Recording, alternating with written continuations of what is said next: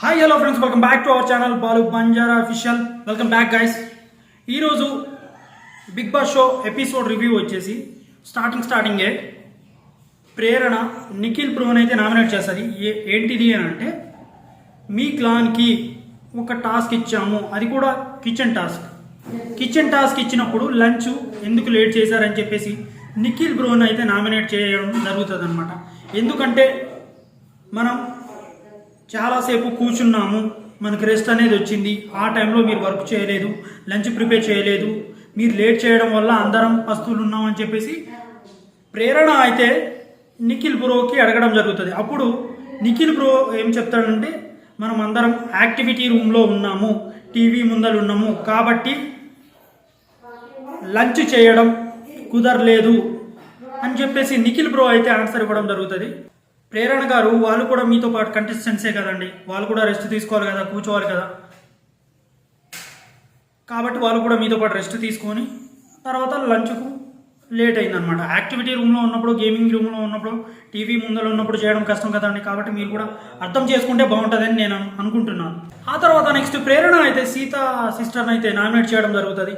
మీరు నాన్ స్టాప్గా మాట్లాడుతూనే ఉంటారు, అపోజిట్ ఉన్న పర్సన్ని మాట్లాడనియరు ఎందుకు అండ్ వాగుతూనే ఉంటుంది, మీ వేలో మీరు కరెక్ట్ అని చెప్పేసి మాట్లాడతారని చెప్పేసి ప్రేరణ అయితే సీతకి చెప్పడం జరుగుతుంది.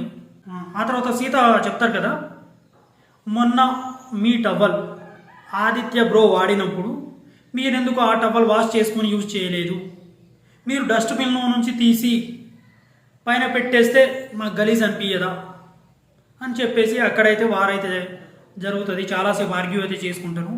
అంటే సీత వేలో సీతకి కరెక్ట్ వే అనిపిస్తుంది, ప్రేరణ వేలో తను చేసింది తప్పు అని అనిపించట్లే.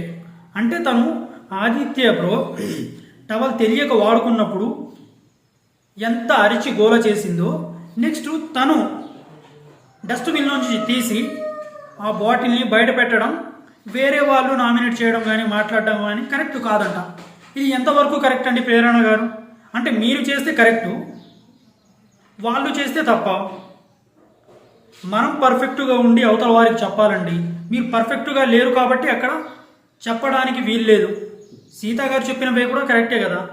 ఆల్రెడీ మీరు మిస్టేక్ ఒకటి చేశారు ఆదిత్య గారి విషయంలో, బిగ్ బాస్ దగ్గర నుంచి కొత్త టవల్ తెప్పించుకున్నాను. అలాంటప్పుడు మీరు సెకండ్ ఆప్షన్గా మళ్ళీ పదే అదే టాపిక్ అని చెప్పేసి డస్ట్బిన్ టాపికే అని చెప్పేసి చెప్పడం కరెక్ట్ కాదు కదా. ఆ తర్వాత పృథ్వీ బ్రో వచ్చేసి మణికంఠ బ్రోని నామినేట్ చేయడం జరుగుతుంది. మీరు ఒక క్లాన్లో ఉన్నప్పుడు వేరే క్లాన్ వాళ్ళ దగ్గరికి వెళ్ళేసి నన్ను తీసుకోండి మీ టీంలోకి అని చెప్పేసి చెప్పడం కరెక్ట్ కాదని చెప్పేసి నామినేట్ చేస్తారు. దీని మీద మనం ఆల్రెడీ మాట్లాడుకున్నాం. ఆ తర్వాత మణికంఠ బ్రో, నేను ఆల్రెడీ నామినేషన్లో ఉన్నా కదా, కొంచెం బయటికి వెళ్తే కొంచెం అంటే వేరే టీంకి వెళ్ళి నాకు ఆడే ఛాన్స్ వస్తే జనాలలోకి వెళ్ళి పాజిటివిటీ వచ్చి ఓట్స్ పడతాయనే ఆలోచనతోటి నేను వెళ్ళి అడగడం జరిగింది. ఆల్రెడీ ఈ మ్యాటర్ మీద డిస్కస్ చేసామని చెప్తారనమాట. ఆ తర్వాత పృథ్వీ బ్రో వచ్చి నైనికానైతే నామినేట్ చేస్తారనమాట. మీరు కన్సెషన్ రూమ్లో ఉన్నప్పుడు మీ టీం మీద మొత్తం బర్డెన్ పడ్డప్పుడు అన్ని వర్క్స్ చేయాలని మీరు అక్కడ అడగలేదు, కాబట్టి అక్కడ ఇర్రెస్పాన్సిబుల్ అని నాకు అనిపించింది అని చెప్పేసి పృథ్వీ బ్రో నైనికానైతే నామినేట్ చేయడం జరుగుతుంది. తను అడగలేదు, కరెక్టే, ఇది అయితే నైనికా వేలోనే తప్పు. కాకపోతే ఆల్రెడీ జరిగిపోయి డిస్కస్ అయిపోయిన తర్వాత మళ్ళీ మనం తెచ్చి ఆ మ్యాటర్ని నామినేట్ చేయడం కరెక్ట్ కాదండి పృథ్వీ గారు. ఆల్రెడీ ఈ విషయం మీద చాలా మాట్లాడుకున్నారు, నాకు సార్ కూడా చెప్పారు కన్సెషన్ రూమ్లో మాట్లాడాలి కదమ్మా అని. ఆ తర్వాత నేను మొన్న వాటర్ మిలన్ తినేసిన తర్వాత ఎవరన్నా ఆ వాటర్ మిలన్ బౌల్ని తీసి పక్కన పెట్టారా అని చాలాసేపు చూశాను, కానీ ఎవరు తీయలేదు, నేనే తీసి పెట్టాను. అంటే మీరు గేమ్ ఆడట్లేదు, బిగ్ బాస్ రూల్స్ని ఫాలో అవ్వట్లేదు అని చెప్పేసి పృథ్వీ బ్రో అయితే చెప్తాడనమాట. ఆ తర్వాత నైనిక వచ్చేసి నేను గేమ్లా ఆడతానండి, ప్రతి ఒక్క పని చేస్తాను, మీరు ఆడట్లేదు, మీరు ఇంకా బర్త్డేని వచ్చేటట్టు చేస్తున్నానని చెప్పేసి నైనిక అయితే ఆన్సర్ ఇవ్వడం జరుగుతుంది. ఆ తర్వాత నబిల్ బ్రో వచ్చి నిఖిల్ బ్రోని అయితే నామినేట్ చేయడం జరుగుతుంది. నువ్వు ఒక టీం లీడర్గా ఉన్నప్పుడు, ప్లాన్కి లీడర్గా ఉన్నప్పుడు, మీ టీంలో ఒక ఇద్దరికి సమస్య వచ్చినప్పుడు, బేబక్కకి అండ్ సోనియాకి పడట్లేదు అన్నప్పుడు కూర్చొని మాట్లాడి డిస్కస్ చేసి వాళ్ళ ప్రాబ్లమ్ని సాల్వ్ చేయాలి. ఎందుకంటే వాళ్ళు మీ టీం కదా. అలా అని చెప్పేసి నేను వాళ్ళ పర్సనల్ విషయాలలో దూరం అని చెప్పేసి సైలెంట్గా ఉంటే నీ టీం వీక్ అవుతుంది. నువ్వు ఇంకా వీక్ అయిపోతావు, నీకు ఛాయిసెస్ అనేవి తక్కువ అయిపోతాయి కదా అని చెప్పేసి నిఖిల్ బ్రోని నామినేట్ చేయడం జరుగుతుంది. అప్పుడు నిఖిల్ బ్రో చెప్తారు, ఏదైనా ఉంటే నా టీం పరంగా నేను మాట్లాడతాను కానీ పర్సనల్ ఇష్యూస్లో జోక్యం చేసుకొని అని చెప్తాడు. ఫర్ ఎగ్జాంపుల్ నిఖిల్ గారు, నేను చెప్తున్నాను ఏంటిది అని అంటే, ఇప్పుడు మీ ఫ్యామిలీ మెంబర్స్ 4 పీపుల్ అనుకోండి, మీరు మీ నాన్నగారు మాట్లాడుకోవట్లే, చిన్న గొడవ వచ్చిందనుకోండి, మాట్లాడతారా? ఇప్పుడు కాకపోతే రేపు కాకపోతే ఎల్లుండి కూర్చొని మాట్లాడుకోవాలి, సాల్వ్ చేసుకోవాలి ప్రాబ్లం ఉన్నదండి. అలాగని చెప్పేసి మీరు ఒక బిగ్ బాస్ హౌస్లోకి వెళ్ళిపోయిన తర్వాత ఉన్న 14 మంది కూడా మీరు ఫ్యామిలీ మెంబర్స్ లెక్కనే. ఆ తర్వాత మీరు క్లాన్స్గా విడిపోయారనమాట. విడిపోయిన తర్వాత మీరు ఇంకా క్లోజ్ అయిపోయారు 4 పీపుల్. అప్పుడు మీలో ఏంటిది, ఏం ప్రాబ్లం ఉంది అని మాట్లాడుకొని సాల్వ్ చేసుకొని ఉన్న ఇష్యూని పక్కన నెట్టేసి మీరు కలిసి పోరాడి గట్టి క్లాన్ అవ్వాలని నేను అనుకుంటున్నాను. ఇది నా అభిప్రాయం అనమాట. ఎందుకంటే ఈచ్ అండ్ ఎవ్రీ పీపుల్కి ప్రాబ్లమ్స్ అనేవి ఉంటాయి. వాటిని మాట్లాడుకొని సర్దుకొని సొల్యూషన్ ఎత్తుక్కొని ఒకటైపోతేనే కదా మనం దేన్నైనా జయించగలం. దీనివల్ల మీ టీం అండ్ మీ క్లాన్ చాలా వీక్ అయిపోయిందండి, మీరు ఈ విషయం మాట్లాడలేకపోవడం వల్ల. ఆ తర్వాత నబీల్ బ్రో అయితే పృథ్వీ బ్రోని నామినేట్ చేయడం జరుగుతుంది. అంటే టవల్ టేబుల్ మీద పెట్టడం, స్నానం చేసి వచ్చేసిన తర్వాత టవల్ టేబుల్ మీద పెట్టడం అండ్ ఆ టవల్ని తీయకపోవడం. 2-3 సార్లు నేనే తీశాను. అండ్ మీరు రూమ్లో ఉన్నప్పుడు అండ్ షూస్ సోఫా మీద తీసుకొని కూర్చోవడం, అది కొంచెం ఇర్రెస్పాన్సిబుల్, బిగ్ బాస్ రూల్స్ని అతిక్రమించినట్టు ఉంటుంది అని చెప్పేసి నబీల్ బ్రో అయితే పృథ్వీ బ్రోని నామినేట్ చేయడం జరుగుతుంది. ఆ తర్వాత బిగ్ బాస్ వచ్చేసి యాస్మిన్కి ఒకరిని నామినేట్ చేసే అవకాశం అండ్ ఒకరిని నామినేషన్ నుంచి సేవ్ చేసే అవకాశం వచ్చినప్పుడు ప్రేరణ డస్ట్బిన్ విషయంలో ఫన్నీగా చేసింది, కావాలని చేయలేదు అని చెప్పేసి చెప్తుంది. దానికి నేను కూడా ఫన్నీగా తీసుకున్నాను. ఈ పాయింట్ మీద తను నామినేట్ అయింది కాబట్టి తనని సేవ్ చేస్తున్నానని చెప్పేసి యాష్మి అయితే బిగ్ బాస్కి చెప్పి ప్రేరణని సేవ్ చేస్తుంది. తర్వాత ఒకరిని నామినేట్ చేయమంటే విష్ణుప్రియని నామినేట్ చేస్తుంది అనమాట. నెక్స్ట్ యాష్మి గారు, మీ టీంలో స్ట్రాంగ్గా ఉన్నది పృథ్వీ గారు. పృథ్వీని మీరు సేవ్ చేయాలనుకుంటే పృథ్వీని సేవ్ చేయాలి. తన గేమ్ ప్లే కూడా బాగుంది.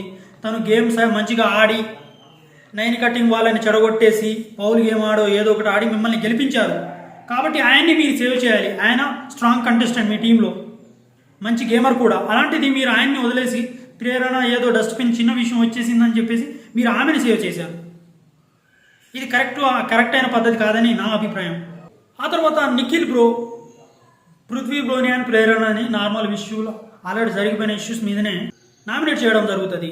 ఆ తర్వాత నామినేషన్ అయిపోయిన తర్వాత నిఖిల్ బ్రో వచ్చేసి పృథ్వీ బ్రోకి, సారీ బ్రో నాకు 8 పాయింట్స్ అయితే లేవు కాబట్టి నేను నిన్ను నామినేట్ చేశాను, మీరు అర్థం చేసుకుంటారని. నిఖిల్ బ్రో, ఇక్కడ గ్రూప్స్ గేమ్ ఆడొద్దు, ఇండివిజువల్ గేమ్ ఆడండి. నాకు తెలిసి మీరు 4-5 అయితే గ్రూప్ గేమ్ ఆడుతున్నారు. పాయింట్స్ రేజ్ అయిన పాయింట్స్ మీదనే నామినేట్ చేయడం, డబల్ నామినేషన్, మీకు మీరే నామినేషన్ చేసుకోవడం. ఇక్కడ గ్రూప్ గేమ్ స్టార్ట్ అయింది. ఇండివిజువల్ గేమ్ ఆడండి. ప్రేరణ గారు, యాష్మి గారు, నిఖిల్ గారు, పృథ్వీ గారు, సోనియా గారు, మీరైతే నాకు తెలిసి అయితే మీరు గ్రూప్ గేమ్ స్టార్ట్ చేశారు. ఇలాంటివి వద్దు. ఇలా అయితే జనాలు ఈజీగా తెలుసుకుంటారు, మీకు సపోర్ట్ అనేది రాదు. గ్రూప్ గేమ్ ఆడకండి. అంటే నామినేషన్ విషయంలో నామినేషన్ చేయడానికి పాయింట్స్ లేకపోతే వేరే టాపిక్స్ ఏమైనా చూడాలి, లేకపోతే గమ్మున ఉండాలి. అంతేకాని గ్రూప్ గేమ్ ఆడుకొని ఏదో అర్థం చేసుకుంటారు, తర్వాతకి వెళ్ళి సాయి చేసుకోండి. గేమ్ని గేమ్ లాగే చూసుకోండి.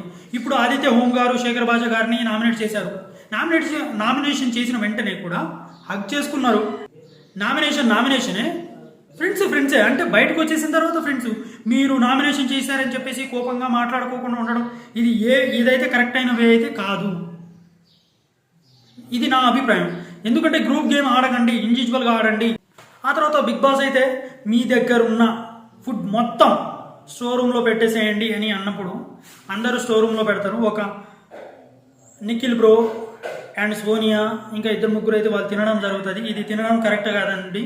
ఇంట్లో పెట్టండి, స్టోర్ రూమ్లో పెట్టండి అన్నప్పుడు అందరూ స్టోర్ రూమ్లో పెట్టేయాలి. అంతేకాని బిగ్ బాస్ రూల్స్ని అతిక్రమించేసి మీరు తినడం కరెక్ట్ కాదు. గేమ్లో ఆడండి. ఆ తర్వాత బిగ్ బాస్ మళ్ళీ వచ్చేసి మీకు ఇచ్చిన సమయంలో ఎంత తినాలి అనుకుంటే అంత తినొచ్చు అని చెప్పేసి చెప్తారనమాట. నాకు తెలిసి ఎక్కువ టైం కూడా ఇవ్వలేదు, ఎందుకంటే అందరు తింటూనే ఉన్నారు. ఆడపిల్లలు తినేది కొంచెం అండి. అలాంటిది వాళ్ళు కూడా తినలేదంటే మీరు బజర్ ప్రెస్ చేసేసారంటే వాళ్ళు కొంచెమే తిన్నారని అర్థం. తింటున్న టైంలోనే మీరు బజర్ ప్రెస్ చేశారు, ఇది కరెక్ట్ కాదండి. అట్లీస్ట్ ఫుడ్ అయినా కరెక్ట్గా పెట్టండి. నైట్ 2:30, 3 వరకు మీరు వాళ్ళకి గేమ్స్ పెట్టి మళ్ళీ మార్నింగే 9కి లేపేసి హెల్త్ ఖరాబ్ అయిపోతుంది. బిగ్ బాస్ గారు కొంచెం అర్థం చేసుకోండి, వాళ్ళు కూడా మనుషులే కదా. టైం టు టైం అట్లీస్ట్ ఒక 7 to 9 అవర్స్ అన్న పడుకోనియండి. 24 అవర్స్ ఆన్లైనే ఉంటుంది కదా, మీకు కంటెంట్ వచ్చేటి వస్తుంది 24 అవర్స్లో. ఇంకా క్రియేటివిటీ పెంచమని చెప్పండి, టాస్కులు మంచి ఇవ్వండి. ఫుడ్ టాస్క్ దాని దగ్గర ఫుడ్ గురించి అయితే టాస్కులు ఇవ్వకండి, ఎందుకంటే ఫుడ్ కోసమే కదా మనం ఏం చేసినా కూడా ఫుడ్ కోసమే కదా. అండ్ ఇదేనండి ఈరోజు ఎపిసోడ్ రివ్యూ అయితే. అండ్ మన ఎపిసోడ్ రివ్యూలో అయితే మెయిన్ పాయింట్స్ మాత్రమే మనం రివ్యూ చేయడం జరుగుతుంది. మెయిన్ పాయింట్స్ మీదనే మాట్లాడదాం. నా బిగ్ బాస్ ఎపిసోడ్ రివ్యూ కనుక మీకు నచ్చితే తప్పకుండా నా ఛానల్ని సబ్స్క్రైబ్ చేసుకోండి, సపోర్ట్ ఇవ్వండి, లైక్ కొట్టండి, share your friends and status కూడా పెట్టుకోండి. అండ్ కొత్తగా ఎవరైనా విజిట్ అయితే పాత వీడియోస్ ఎవరైనా చూడకపోతే చూడండి. కింద డిస్క్రిప్షన్లో నా సోషల్ మీడియా ఇంకా అంటే Instagram ID, Facebook ID, Facebook page డిస్క్రిప్షన్లో ఉంటాయి లింక్స్, వాటిని కూడా ఫాలో అవ్వండి. నైనిక నామినేషన్లో ఉంది, తన నెంబర్ అయితే ఇక్కడ ఇస్తాను చూడండి. నైనికాకి సపోర్ట్ ఇవ్వండి, నైనిక నెంబర్ ఇక్కడ ఇస్తాను చూడండి.